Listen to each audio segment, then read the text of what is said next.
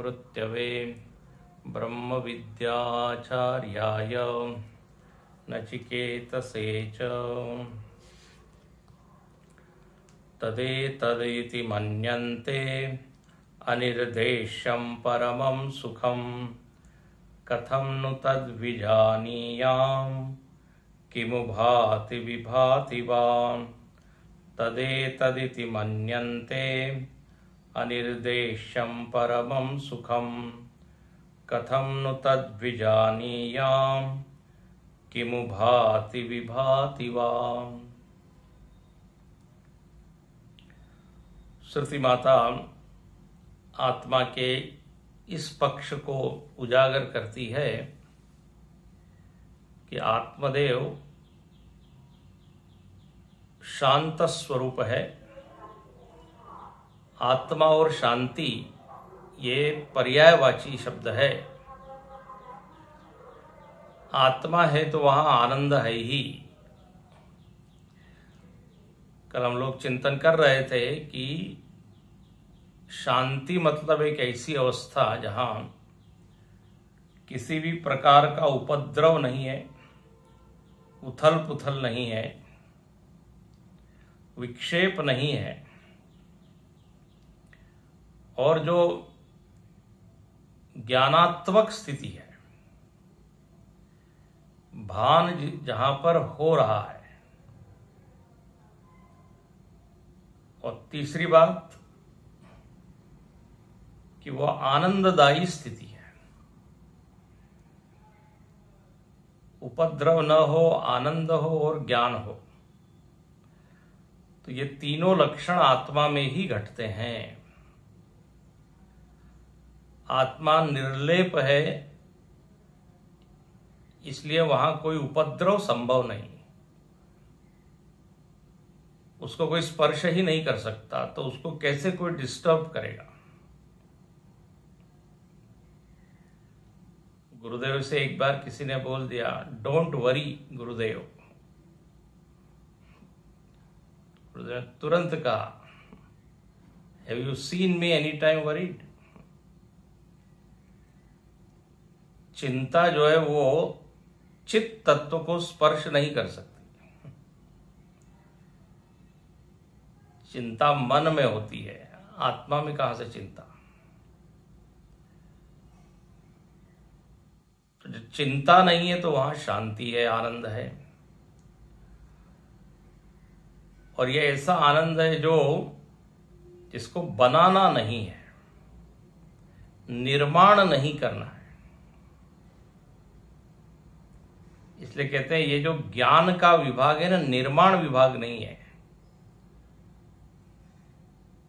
जानने का विभाग है। ये निर्माण विभाग कर्म का है, जहां कुछ परिवर्तन करना है, बने हुए को बिगाड़ना है, बिगड़े हुए को बनाना है। लेकिन यहां पर केवल जानना है। इसलिए उपनिषद को कहा गया है ज्ञापकम न तो कारकम, प्रमाणम ज्ञापकम। ये जो प्रमाण है केवल ज्ञान कराते हैं।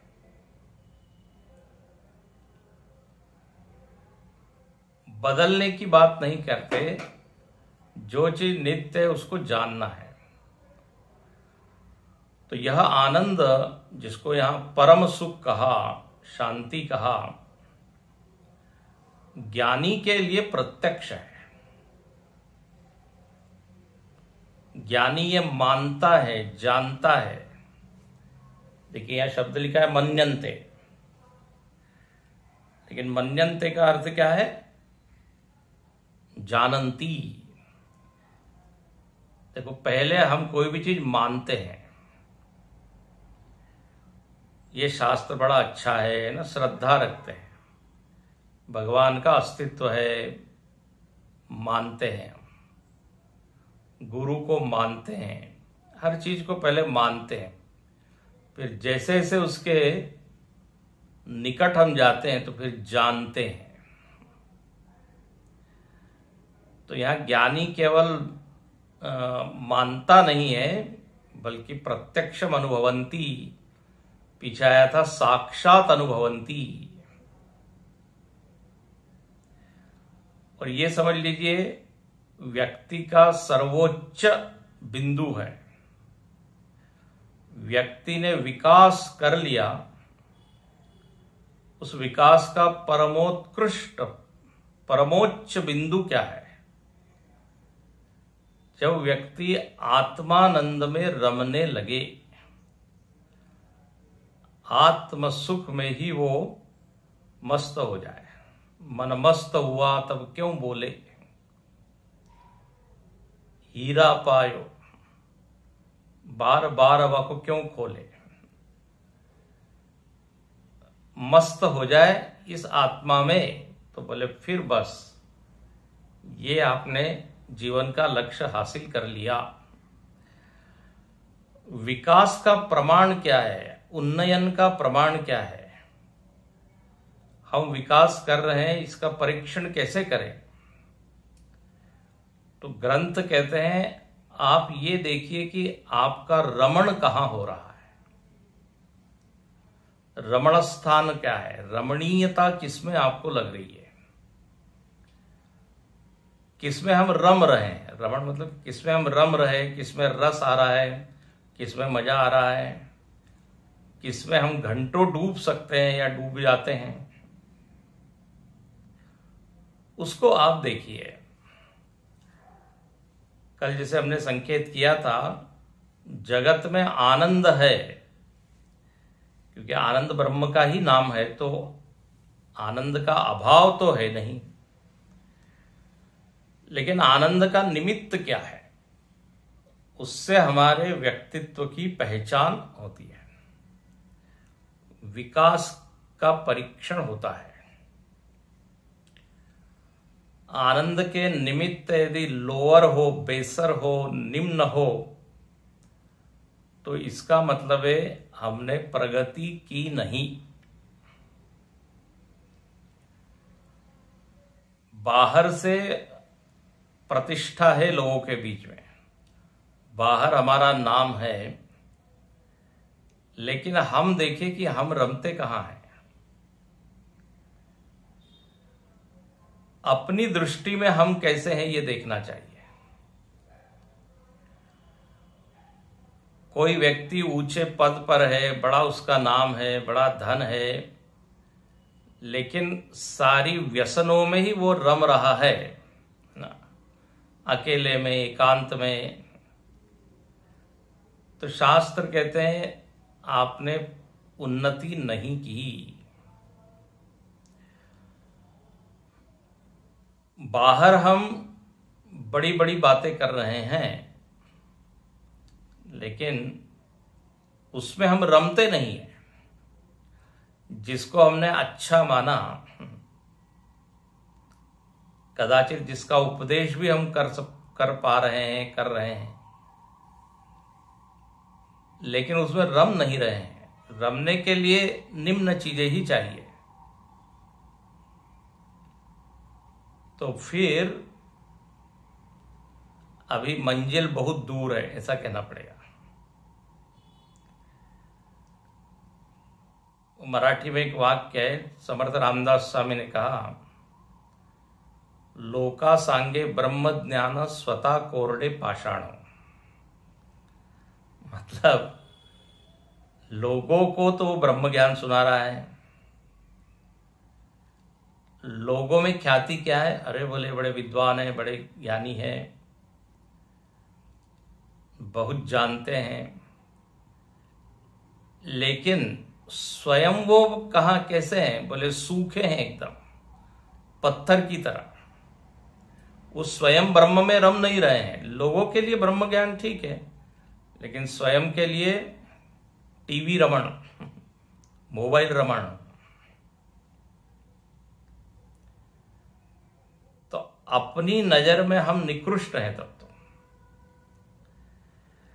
एक संत कहा करते थे, आप लोगों की नजर में क्या है ये मत देखिए, आप अपनी नजर में जब तक बड़े नहीं होते, बोले तब तक प्रगति नहीं है।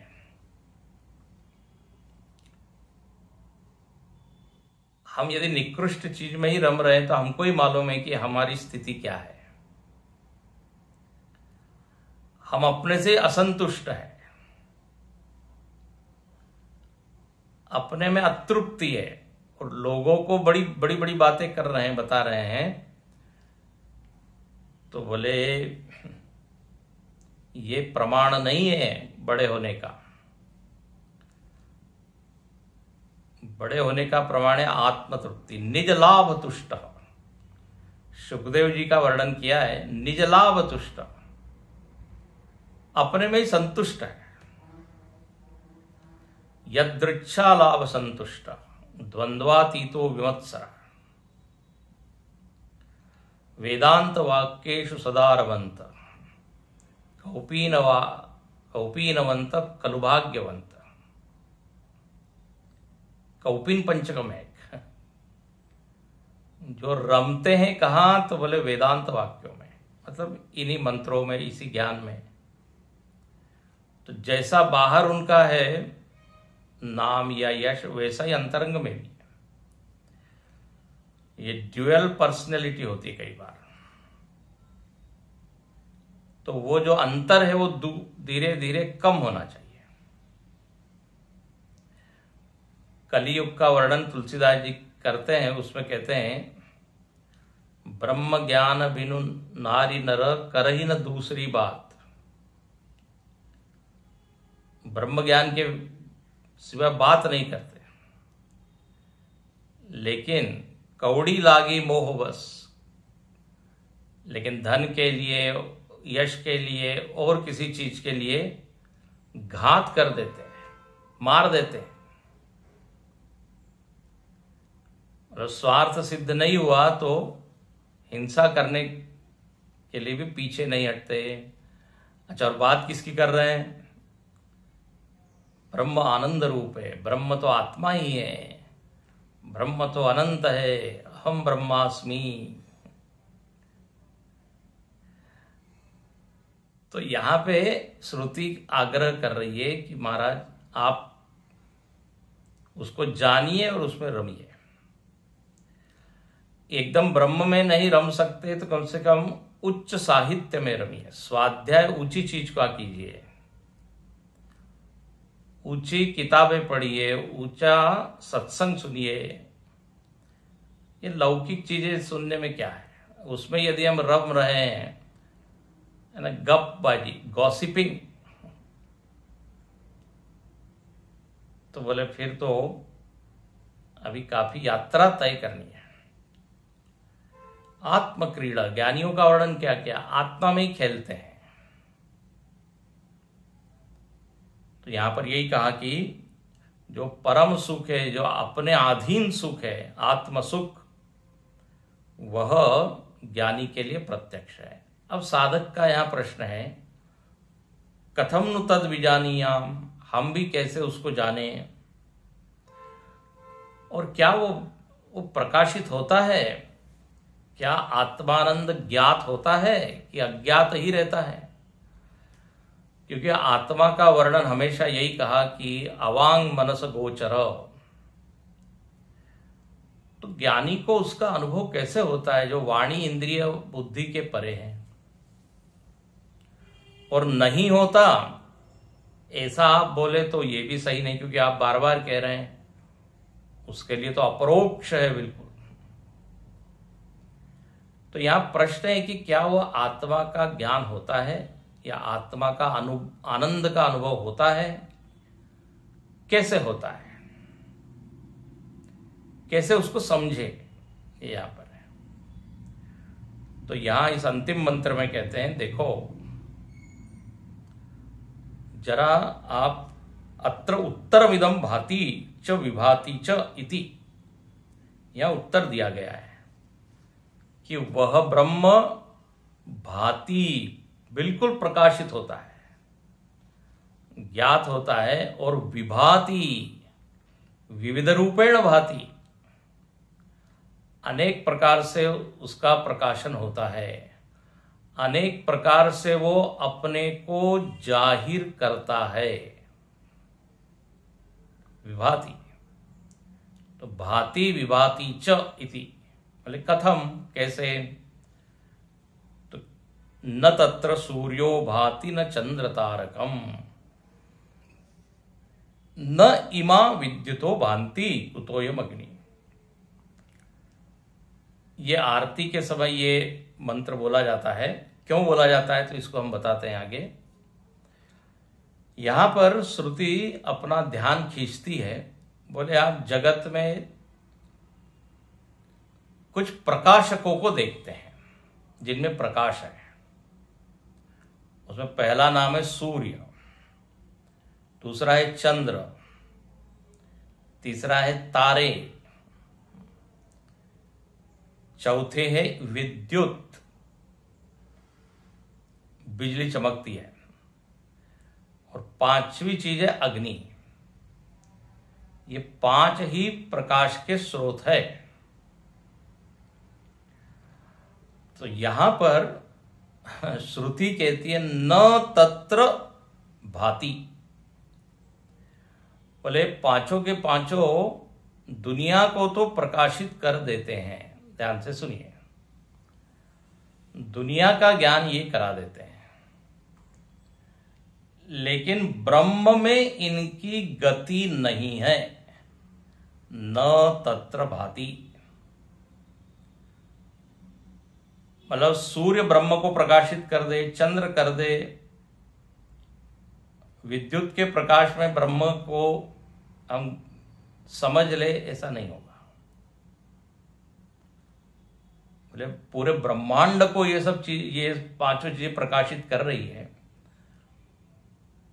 ब्रह्म या आत्मा को नहीं। बोले नहीं। अच्छा, बोले और क्या स्थिति है? इनके साथ ब्रह्म का कैसा संबंध है? तो कहते तमेवं भांतम अनुभाति। तम एव, तम मतलब परमात्मानम, आत्मानम। आत्मा का पहले भान होता है। आत्मा पहले प्रकाशित होता है, उसके बाद अनुभाति, अनुभाति मतलब बाद में, पश्चात सूर्य चंद्र इत्यादि ज्ञात होते हैं, भासित होते हैं, प्रकाशित होते हैं, जो भी नाम देते हैं। पहले आत्म प्रकाश है, फिर अन्य इन सब चीजों का प्रकाश है। और तस्य भाषा सर्वमिदं विभाति, उसके प्रकाश से ही सारी चीजें प्रकाशित होती है। तस्य भाषा, आत्मनः भाषा, उसके प्रकाश के कारण सब चीजें हमको ज्ञात हो रही है, ऐसा है। तो तस्य भाषा सर्वम इदम विभाति। इदम, ये पूरा जगत विविध रूप से जो प्रकाशमान है, ज्ञात हो रहा है। बोले उसमें हेतु क्या है, उसमें कारण क्या है? ब्रह्म। तो जो आपका प्रश्न है कि क्या ब्रह्म का ज्ञान होता है, बोले होता है। अब देखो इसको थोड़ा अच्छे से समझे। यहां कहते हैं न तत्र सूर्यो भाति। न तत्र, तत्र शब्द का विषय अर्थ होता है वहां। तो यहां वहां का अर्थ क्या होगा? तो भाष्यकार कहते हैं तत्र मतलब तस्मिन आत्मभूते, उस आत्मा में। उस आत्मा में सूर्य का प्रकाश नहीं पहुंचता, उसकी आवश्यकता भी नहीं है। सूर्य के प्रकाश में आत्मा का ज्ञान नहीं होता, ये कहा। स्वयं को जानने के लिए सूर्य के प्रकाश की आवश्यकता नहीं है। अंधेरे में भी आत्मसत्ता अनुभूयमान है कि नहीं? अहम अस्मि। तो न तस्मिन आत्मभूते, उस आत्मभूत, उस आत्मा में इस सूर्य की गति नहीं है। अच्छा, तुरंत यहां पर भाष्यकार आत्मा का अर्थ ब्रह्म कर देते हैं। देखो कितनी सावधानी है। भाष्यकार को लगता है कि कहीं आत्मा को ब्रह्म से अलग न कर दे लोग, इसलिए तुरंत आत्मभूते के आगे लिखते हैं ब्रह्मणी, उस ब्रह्म में। तो पहला शब्द क्या, आत्मभूते, आत्मा में, फिर ब्रह्म में, मतलब आत्मा और ब्रह्म एक ही है। ब्रह्मात्मैक्य का संकेत यहां कर दिया। बोले उस आत्मा में या उस ब्रह्म में सूर्य की गति नहीं है। सूर्य जितनी स्थूल चीजें हैं उनको तो प्रकाशित कर सकता है। पीछे हमने देखा ना, सूर्यो यथा लोकस्य चक्षु, सारी चीजों को प्रकाशित कर देता है, शुद्ध अशुद्ध मलिन सब। लेकिन वही सूर्य आत्मा को नहीं जान सकता, इसलिए लिखते हैं आत्मभूते ब्रह्मणि सर्व अवभासको अपि सूर्य। ये सूर्य कैसा है, सर्व का अवभासक है। एक धूल के कण को भी वो प्रकाशित करता है, और पहाड़ को भी, और जल की बूंद को भी, समुद्र को भी। जितनी स्थूल चीजें हैं उन सबको ये प्रकाशित कर देता है। सबका ज्ञान सूर्य के प्रकाश में हो जाता है। लेकिन सूर्य भाति तद ब्रह्म न प्रकाशयति, लेकिन उस ब्रह्म का ज्ञान सूर्य के प्रकाश में नहीं होगा। सूर्य प्रकाशित हो रहा है तो बोले हमको भी क्या ब्रह्म समझ में आ जाएगा, क्योंकि सूर्य चमक रहा है तो हमारी बुद्धि में ब्रह्म भी चमक जाएगा। बोले नहीं, उसके लिए एक गुफा भी काफी है, अंधेरा कमरा भी काफी है। आत्मसत्ता किसी की मोहताज नहीं है। क्या कहते हैं कि वो होगा तभी हमको स्व का ज्ञान होगा, स्वतः सिद्ध है। इसी को कहते हैं स्वयं प्रकाश, परतः प्रकाश नहीं है। तो कहते हैं न प्रकाशयति। अच्छा ठीक है, सूर्य का तो आपने निषेध कर दिया। बोले चंद्रमा प्रकाशित कर सकता है क्या? तथा न चंद्र तारकम, न चंद्र न तारे। चंद्र में तो प्रकाश खुद का है ही नहीं, वास्तव में सूर्य से ही उधार लिया हुआ है। सूर्य का ही प्रकाश उस ग्रह पर पड़ता है तो वो चमकने लगता है। तो चंद्र के जिस भाग पर सूर्य का प्रकाश पड़ता है उतना उतना भाग प्रकाशित होता है। तो जो खुद ही दूसरे से प्रकाशित है वो क्या प्रकाशित करेगा? हाँ, फिर भी मंद मंद प्रकाश उसमें है, और इसलिए रात्रि में थोड़ा थोड़ा जितनी स्थूल चीजें हैं उसको वो प्रकाशित कर देता है। तो चंद्र भी आत्मा को प्रकाशित नहीं करता। अच्छा, तारों के बारे में क्या कहना है? तारे तो अनंत है, अनंत तारे मिलकर भी न भाती, आत्मा को प्रकाशित नहीं कर सकते, आत्मा का ज्ञान नहीं होता। तो कितने हो गए? सूर्य चंद्र तारे। अच्छा, न इमा विद्युतः भांति, और यह विद्युत भी नहीं। महात्मा लोग कहते हैं यहां पे यह विद्युत क्यों लिखा? इमा, इमा मतलब ये विद्युत। तो ऐसा लग रहा है शायद जब ऋषि बोल रहे हैं तब एकदम बिजली चमकी होगी। तो एकदम ऋषि ने कहा अरे देखो ये विद्युत जो चमक रही है ये भी प्रकाशित नहीं कर सकती, आत्मा को जान नहीं सकते इस प्रकाश में। देखो एक क्षण के लिए वो बिजली चमकती है, लेकिन पूरा वो जो भूभाग है एकदम प्रकाशित हो जाता है।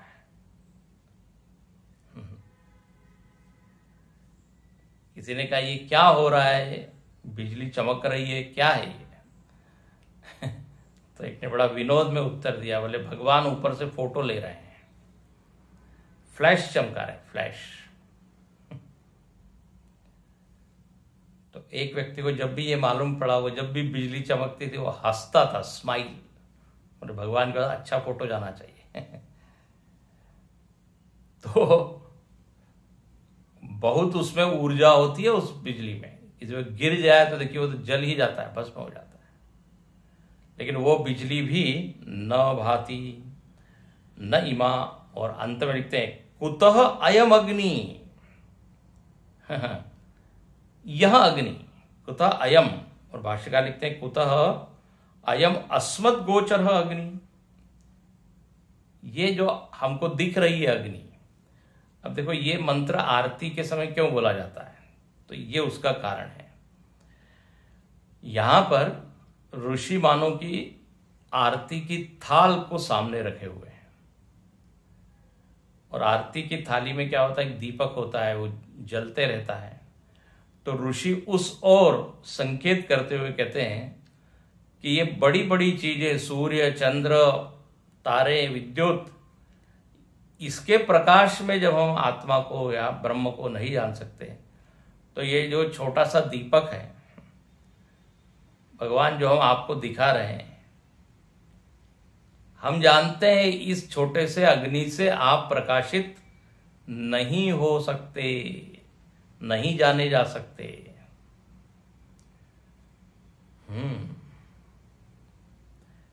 उपासना में आरती भी एक उपचार होता है, तो आराधना के लिए हम वो अग्नि, वो ज्योत जलाते हैं और उसमें देखते हैं उस प्रकाश में।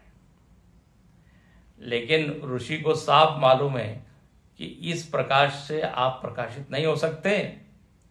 आपका स्थूल विग्रह जो है, हाँ, मूर्ति है, जो रूप है, वो हम देख रहे हैं इससे, और उसके द्वारा हम आपकी पूजा कर रहे हैं, आपका स्मरण कर रहे हैं।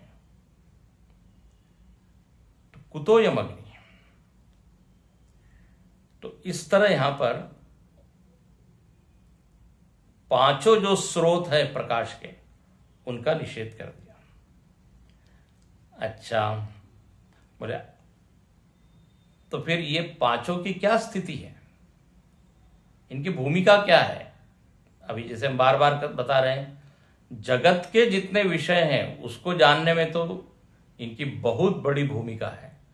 सूर्य का उदय न हो तो अंधेरा अंधेरा, लाइट चली जाती है तो हम तुरंत क्या है, एक मोमबत्ती जलाते हैं, तो अग्नि की भूमिका है। लेकिन जो अति सूक्ष्म वस्तु है उसका ज्ञान नहीं होता। तो इसलिए किम बहुना यद इदम आदित्यादिकम सर्वम भाति तत्तमेव परमेश्वरम भांतम दीप्यम अनुभाति अनुदीप्यते।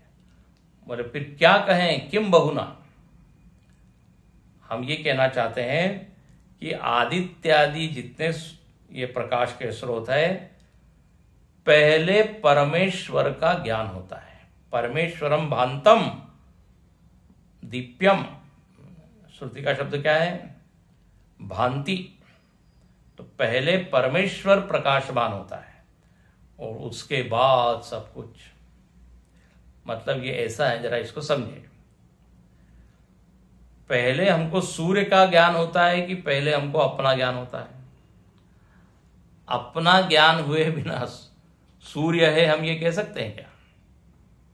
चंद्र है, जगत है, विषय है। तमेव भांतम अनुभाति, पहले अपना भान, फिर उसके बाद सबका भान। देखो अभी जगत में क्या स्थिति है, हमको लगता है सूर्य, चंद्र इत्यादि सब स्वतः सिद्ध है। मतलब जगत का अस्तित्व तो स्वतः ही है, उसकी सिद्धि में और किसी की आवश्यकता नहीं। ये बिल्कुल स्थूल बुद्धि की बात कर रहा हूं। लेकिन जब विचार करते हैं तो मालूम पड़ता है कि यदि इंद्रियां न हो तो जगत की सिद्धि होगी क्या? नेत्र कर्ण रसना घ्राण न हो तो आप कह सकते हैं पंच विषय है? तो पंच विषय अस्ति संति, ये कब कह सकते जब इंद्रियों का अस्तित्व है। अच्छा, इंद्रियों की सत्ता मन पर निर्भर है। इंद्रियों के पीछे मन होता है तब इंद्रियां काम करती है। मन न हो तो इंद्रियों से कुछ विषय ग्रहण ही नहीं होता। और मन की सत्ता आत्मसत्ता पर निर्भर है। अंतःकरण जो है वो आत्मा का आधार लेके ही काम करता है। तो देखो कैसी इंटरेस्टिंग बात है। हमको लगता है बाहर का जगत स्वतः ही सिद्ध है, अपने भीतर की जो वस्तु उधर ध्यान ही नहीं है, उनके कारण बाहर का जगत है, नहीं तो अनुभव ही नहीं होगा। तो पहले आत्मसत्ता, फिर अंतःकरण की सत्ता, फिर इंद्रिय और फिर विषय। विषय करन सुर जीव समेता सकल एकते एक सचेता।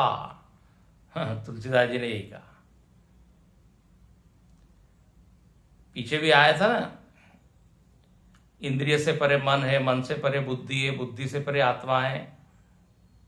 उसका अर्थ यही है कि पहले ये सब चीजें हैं, उसके बाद विषय है। तमेव भांतम अनुभाति।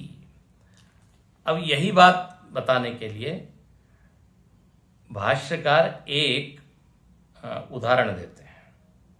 यथा जल उल्मुकादि अग्नि संयोगात अग्निम दहंतम अनुदहति न स्वतः तद्वत्। पहले यथा, जैसे जल उल्मुक आदि, जल मतलब पानी और उल्मक मतलब जैसे कोई मशाल होती है या लकड़ी है, लकड़ी पर आपने आग लगा दी। पहले देखिए गुफा में जाते थे लोग तो क्या मशाल लेके जाते थे। पहले तो ये इलेक्ट्रिसिटी नहीं थी तो क्या करते थे, मशाल, हाँ, बाहर जो एक लकड़ी के ऊपर कपड़ा इत्यादि लपेट के वो जलाते थे। युद्ध इत्यादि भी होता था तो आपने देखे होंगे दृश्य, टेंट के बाहर सबके वो जल रहे हैं, तो उसको उल्मुख कहते हैं। अच्छा, या फिर पानी, दो उदाहरण दिए। बोले इनका अग्नि के साथ संयोग होता है। पानी का संयोग हुआ अग्नि में और वो जो लकड़ी है उसका संयोग हुआ अग्नि में। अच्छा, अब क्या हुआ, वो जो मशाल है, उस मशाल का स्पर्श जिससे होगा वो चीज भी क्या हो जाएगी, जल जाएगी। तो मशाल में पहले अग्नि आई और मशाल में ये सामर्थ्य आई जलाने की। पहले स्वतः नहीं थी, स्वतः न दहती, अनुदहती। पहले मशाल ने अग्नि को लिया और अब उस मशाल का स्पर्श जिसको हो रहा है वो भी जल रही है। जिसे हम कहते हैं पानी के कारण में जल गया, पीछे आया था ये उदाहरण। पानी ने नहीं, पहले पानी गर्म हुआ, उसके बाद फिर वो गर्माहट अपने शरीर पर अनुभव में आई। तो अग्नि संयोगाद अग्नि दहंतम अनुदहति। पहले अग्नि उसको जो है अपनी उष्णता, प्रकाश, दाहकता देती है और फिर सब चीज जलती है। ठीक इसी तरह सबसे पहले आत्मदेव का प्रकाश है, चैतन्य आत्मा का है। वह चेतना इंद्रिय मन बुद्धि में आती है और फिर हम पूरे जगत को जानते हैं। सूर्य हमको नहीं जानता, हम सूर्य को जानते हैं। सूर्य आंख को नहीं जानती, आंख सूर्य को जानती है। इसलिए लिखते हैं तस्य एव भाषा दीप्त्या सर्वमिदं सूर्यादि विभाति। उसी के प्रकाश से सूर्य आदि इदम में सब कुछ आ गया, सब के सब चीज प्रकाशित होती है। यत एव, चूंकि ऐसी स्थिति है, यत एवं तदेव ब्रह्म भाति च विभाति च, बोले इसलिए ऐसा कहना पड़ेगा कि पहले ब्रह्म भाति, पहले ब्रह्म का प्रकाशन होता है, उसके बाद फिर सारी चीजों का प्रकाशन होता है। विभाति कार्य घतेन विविधेन भाषा, बहुत अच्छा। अब देखो, सबसे पहले ब्रह्म का प्रकाश है, आत्मा का प्रकाश है, वही इन उपकरणों के द्वारा बाहर निकलता है और सब चीजें प्रकाशित होती है। तो जो ये जो दृश्यमान पदार्थ है, वो दृश्यमान पदार्थ जो है वो स्वतः प्रकाशित नहीं हो रहा है, ब्रह्म का प्रकाश उस पर पड़ रहा है तो प्रकाशित हो रहा है। जैसे किसी कमरे में आप जाते हैं, अंधेरे कमरे में, और जैसे ही बल्ब को आप स्विच ऑन करते हैं, उसका जो बटन है, तो बल्ब का जो प्रकाश है वो टेबल, कुर्सी, पलंग, फ्रिज, टीवी सब पर पड़ता है, और वही प्रकाश आप कह सकते हैं विविध रूपेण भाति, वही प्रकाश विविध रूप से प्रकाशित हो रहा है, उन एक एक वस्तुओं के ऊपर गिर रहा है वो, और वही प्रकाशित हो रहा है, वही जाना जा रहा है। लेकिन चूंकि टेबल के साथ उसका सानिध्य है, तो टेबल भी क्या हो रहा है, प्रकाशित हो रहा है। एक्चुअल में वहां पे तो प्रकाश ही है। अब वो प्रकाश जिस जिस वस्तु के ऊपर गिर रहा है, वो वस्तु भी क्या हो रही है, ज्ञात हो रही है। इसको तो विभाति। तो विविध रूपेण भाति, किम भाति, बल्बस्य प्रकाशम, बल्ब का प्रकाश ही ज्ञात हो रहा है अलग अलग। अच्छा, और बल्ब का ही प्रकाश सबको प्रकाशित कर रहा है, क्यों? क्योंकि पहले बल्ब में प्रकाश है। जब तक वो स्वयं प्रकाशित नहीं होगा, दूसरों को प्रकाशित कर सकता है क्या? तो भाष्यकार यही कहते हैं कि कार्यगतेन विविधेन भाषा तस्य ब्रह्मण भारूपत्वं स्वतः अवगम्यते। वह ब्रह्म ही मानव की विविध रूप में क्या हो रहा है, प्रकाशमान हो रहा है। और उसके लिए पहले उसको प्रकाशित होना पड़ेगा। भाई सूर्य सबको प्रकाशित कर रहा है, ठीक है, लेकिन वो कब प्रकाशित कर रहा है, जब पहले उसके पास प्रकाश। इसलिए कहते हैं नहीं स्वतः अविद्यमानम भासमानम अन्यस्य कर्तुम शक्य। जिसके पास स्वयं के पास प्रकाश न हो तो वो अन्य को कैसे प्रकाशित कर सकता है? तो पहले मैं जानता हूं, मैं हूं, फिर कमरे को जानता हूं, फिर रास्ते को जानता हूं, फिर पेड़ पौधों को जानता हूं, मनुष्यों को जानता हूं। मैं ही यदि अपने आप को न जानूं तो, इसलिए सुबह उठते ही हमको पहले कमरे का और पलंग का और घर का ज्ञान नहीं होता। पहले ज्ञान किसका? हमारा, मैं हूं, ओके। फिर धीरे धीरे शरीर का, फिर कहां पे सोया हूं, कितना सोया हूं, फिर घड़ी के ऊपर ध्यान जाता है, कितना समय हुआ है। यदि मेरे में ही प्रकाशन सामर्थ्य नहीं होती तो इन सबको मैं कैसे जान सकता था? जैसे उदाहरण दिया, ये तो अन्वयी दृष्टांत है कि सूर्य चमक रहा है इसलिए सब चीजों को चमका सकता है। अब व्यतिरेकी उदाहरण, एक होता है अन्वयी उदाहरण, व्यतिरेकी उल्टा उदाहरण। घटादीनाम अन्य अवभाषकत्व अदर्शनात् अभासन रूपाणाम च आदित्यादीनाम तदर्शनात्। बोले जो घट आदि है वो घट आदि में स्वयं में कोई प्रकाश नहीं है, अवभाषक नहीं है। कौन? घट। ये 5 चीजों को क्यों अवभाषक कहा? क्योंकि ये पांचों में स्वयं में प्रकाश है, तो फिर सारी स्थूल चीजों को प्रकाशित कर सकते हैं। ठीक इसका उल्टा कीजिए, घट पट इत्यादि इनके होने से कमरे की अन्य चीजें क्यों नहीं हमको प्रकाशित होती, क्यों नहीं ज्ञात होती? बोले क्योंकि इनके पास स्वयं के पास ही प्रकाश नहीं है। यही इंतजार करते हैं कि कोई ट्यूबलाइट जलाए, कोई बल्ब जलाए तो लोग हमको देखे और फिर गिरे ना।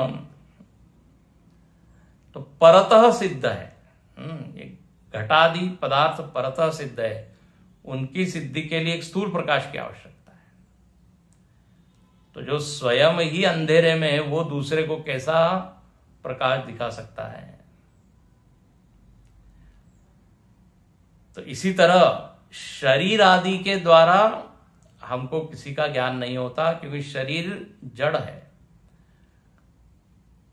आत्मदेव का प्रकाश पहले चाहिए।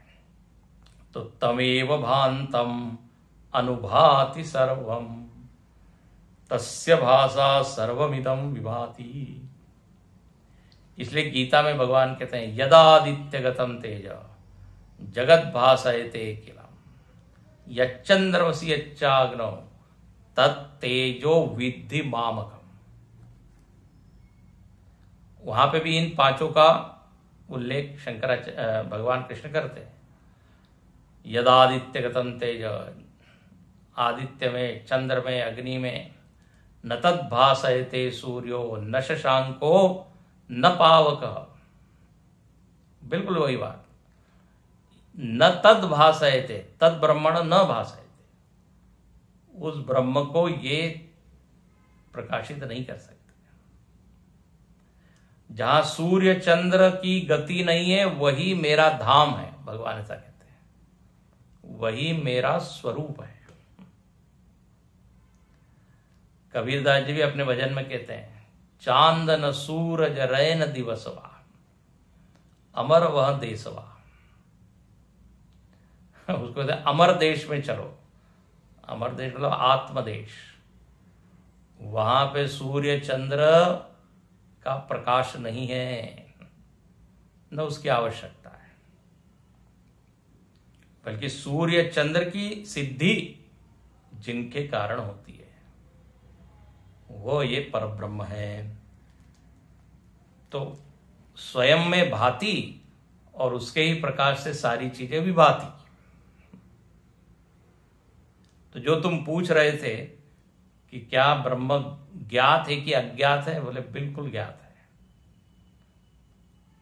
आप अंतरंग में जाओ तो आपको उसका प्रकाश दिखाई देगा, उसका भान, उसकी चेतना। इस तरह यहां पर ये वल्ली पूर्ण होती है। इति श्रीमत् परमहंस परिव्राजकाचार्य गोविंद भगवत पूज्य पाद शिष्य श्रीमद आचार्य श्री शंकर भगवत कृतौ काठकोपनिषद भाष्ये द्वितीय अध्याये द्वितीय वल्ली भाष्यम समाप्तम। बोले इस तरह इस कठोपनिषद का जो भाष्य है जो हम पढ़ रहे थे वो यहां पूर्ण हुआ। और इसके रचनाकार कौन है? तो बोले श्रीमद आचार्य श्री शंकर भगवत कृतो। और शंकराचार्य जी कौन है? बोले परमहंस परिव्राजकाचार्य, जो निरंतर भ्रमण करते हैं, और गोविंद भगवत पूज्यपाद शिष्य, गोविंद पादाचार्य जी के जो शिष्य है। शंकराचार्य जी भी शिष्य है पहले, भले उनको जगत गुरु कहा जाता है लेकिन पहले वो शिष्य बने। तो ऐसे शंकराचार्य जी ने ये भाष्य लिखा। अब यहां पे अंतिम जो वल्ली है उसका प्रारंभ होता है। अब अंतिम वल्ली का विषय क्या है, या जो प्रारंभिक मंत्र है उसका विषय क्या है? तो अब यहां पर अंतिम वल्ली का विषय भी ब्रह्म ज्ञान ही है। क्योंकि नचिकेता ने जो पूछा है ना, उसी का उत्तर देना चाहिए। जो पूछा है वही उत्तर देना चाहिए। ये थोड़ी कि हमको जो विषय आ रहा है वो हम बता रहे हैं। बोले तुमने आत्मा के बारे में पूछा है, उसी के बारे में हम बता रहे हैं। जो पूछा नहीं है वो उत्तर दे तो वो सुनने वाले को कुछ समझ में नहीं आएगा। अरे पूछा क्या है, बता कुछ क्या रहे हैं। कई बार प्रश्न उत्तर सत्र में ऐसा होता है। तो यहां पर भी उस ब्रह्म का ही ज्ञान कराया जा रहा है, लेकिन याद रखना यहां जगत के संदर्भ में ब्रह्म का ज्ञान हो रहा है। ये इस वल्ली की अपूर्वता है। देखो, हर वल्ली में, हर अध्याय में ब्रह्म का ही ज्ञान है, लेकिन विशेषता क्या होती है, संदर्भ अलग अलग होता है। जैसे हमने पीछे देखा था, देह के संदर्भ में 5वीं वल्ली में आया था, देह के संदर्भ में आत्मा का वर्णन हुआ था। पुरम एकादश द्वारम अजस्र अवक्र चेतसः, बार बार देह का संदर्भ लेके आत्मा का वर्णन किया था कि ये देह धारण करता है आत्मदेव अलग अलग, यो निमन्ने प्रपद्यन्ते, है ना, यथा कर्म यथा सुतम इत्यादि। प्राण का उल्लेख करके आत्मा का वर्णन किया था। न प्राणेन न अपानेन मर्त्यो जीवति कश्चन इतरेण तु जीवन्ति। तो देह प्राण देही के रूप में वह वर्णन आया था। अब यहां पे जो वर्णन है वो जगत के संदर्भ में है। और इसका जो पहला मंत्र है वो मंत्र सुनकर आपको 15वां अध्याय जो है गीता का वो याद आएगा, क्योंकि वहां पर भी वही शब्द है जो यहां पर है। यहां पर जो मंत्र है उसका पहला शब्द क्या है, ऊर्ध्वमूल अवाक् शाख एषोश्वत्थ सनातनः तदेव शुक्रम तद ब्रह्म तदेवामृतम उच्यते, है ना पहला शब्द ऊर्ध्वमूल। 15वां अध्याय में क्या बोलते हैं, ऊर्ध्वमूल मदशाखम। इसलिए कहते हैं गीता का जो 15वां अध्याय है उसका बीज मंत्र ये है। भगवान तो चोरी करने में बड़े होशियार, उठा लेते हैं, शब्दों की भी चोरी कर ली। भगवान जो है बचपन में तो हरण किया किसका, माखन चोर। आगे रुक्मिणी का हरण कर लिया। भागवत में बड़ा मजेदार आता है। आगे उन्होंने ग्वाल बालों की शक्ति का हरण किया, ये भी आएगा, आता है उसमें। तो भगवान जो है हरण करने में एक्सपर्ट है। तो यहां शब्द का उन्होंने क्या किया, शब्द को उठा लिया, ऊर्ध्वमूलम। और कठोपनिषद के तो ऐसे अनेक मंत्र हैं जो भगवत गीता में आपको जैसे के तैसे दिखाई देते हैं। न जायते म्रियते वा कदाचित इत्यादि, नायम हन्ति न हन्यते, बहुत सारे हैं। तो यहां पर कहते हैं जगत का वर्णन हो रहा है। और ध्यान रखना, जगत का वर्णन जगत के लिए नहीं, जगत के वर्णन से ब्रह्म का ज्ञान कराना है। जगत तो लिंग है, जगत तो एक चिन्ह है। जैसे अग्नि के धुएं के चिन्ह से अग्नि का ज्ञान। यहां भाष्यकार देखिए, इस मंत्र के प्रारंभ में 2 लाइन लिखते हैं, इसको पढ़ के पूर्ण करें। तूलावधारेण नैव मूलावधारणम वृक्षस्य क्रियते लोके। बोले लोक में एक पेड़ होता है ना, तो पेड़ को लोग देखते हैं और पेड़ की ऊंचाई, उसका विस्तार, उसके पत्ते, उसकी शाखाएं, उन सब को देख के मूल का निश्चय करते हैं। तूल को देख के मूल का निश्चय। बहुत ही सुंदर है। तूलावधारेण नैव मूल अवधारणम। तो तूल मतलब विस्तार, ऊपर ऊपर जो हमको दिख रहा है जमीन के। उसको देख के हम क्या कहते हैं, अरे इस वृक्ष की जड़ें बहुत गहरी है, बहुत मजबूत है, क्योंकि देखो ये पेड़ कितना स्वस्थ है, हरा भरा एकदम। जिसकी जड़ें कमजोर है, हल्की है, तो वो पेड़ भी ऐसा मरा मरा दुबला पतला। लोग बोलते हैं पेड़ सूख रहा है, क्यों? बोले इसके जरूर जड़ में कुछ पत्थर वगैरह लग गया है, जड़ सूख गई है। तो जड़ को देखकर वृक्ष का, उल्टा हम कह रहे हैं, वृक्ष को देखकर जड़ का अनुमान होता है। जड़ तो दृष्ट नहीं है, ध्यान रखना, मूल दृष्ट नहीं है। दिख क्या रहा है? पेड़। मूल का अनुमान होता है, तो मूल अनुमेय है। बोले ठीक ऐसे ही संसार कार्य वृक्ष अवधारणेन तन्मूलस्य ब्रह्मणः। बोले ठीक उसी तरह ये जो संसार है ये कार्य है। कार्य है मतलब इसका कोई ना कोई कारण होना चाहिए। जैसे पेड़ कार्य है, उसका कारण वो बीज है, जड़ है। तो यह पहले ही बोल दिया कि संसार कार्य है, मतलब संसार स्वतः नहीं है, जगत स्वतः में नहीं है, इसका कोई ना कोई कारण है। तो बोले वो कारण क्या है? बस उसी का निश्चय करने के लिए यहां पर ये वल्ली का प्रारंभ होता है। संसार कार्य वृक्ष अवधारणेन तन्मूलस्य ब्रह्मण। बोले संसार को देखकर उसका मूल ब्रह्म है, तो उस ब्रह्म को बताने की इच्छा है, जगत को बताने की इच्छा नहीं है। ब्रह्म, इसलिए आगे लिखते हैं ब्रह्मण स्वरूप अवधिधार ईशया। बहुत अच्छा है। ब्रह्म का निश्चय कराने की इच्छा से, ये संसार का कारण ब्रह्म ही है, उस ब्रह्म के स्वरूप का निश्चय करने की अब इच्छा है। किसको इच्छा है? श्रुति को। भगवान भाष्यकार तो कई बार हम बता चुके हैं, श्रुति को केवल शब्द रूप नहीं मानते, वो मातृस्थानीय है, माता जैसे बच्चे को समझाती है, तो एक जीवंत चीज है। तो श्रुति की इच्छा है कि जगत को देख के आप जगत का कारण क्या है, जो कि ब्रह्म है, उसका ज्ञान आप प्राप्त करें। और आपको बताएं, इस मंत्र के ऊपर जो भाष्यकार ने भाष्य लिखा है, वो एकदम मुग्ध करने वाला है।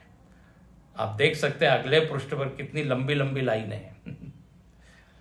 हाँ, संसार का इतना मूड में आकर शंकराचार्य जी ने भाष्य लिखा है, मुग्ध हो जाते हैं। भाष्यकार को लगा हम सब लोग संसारी है, तो जरा संसार को पहले ठीक ठीक पहचाने, उसके बाद ब्रह्म को तो पहचानना है ही, लेकिन संसार का एक विस्तार से वर्णन यहां किया है।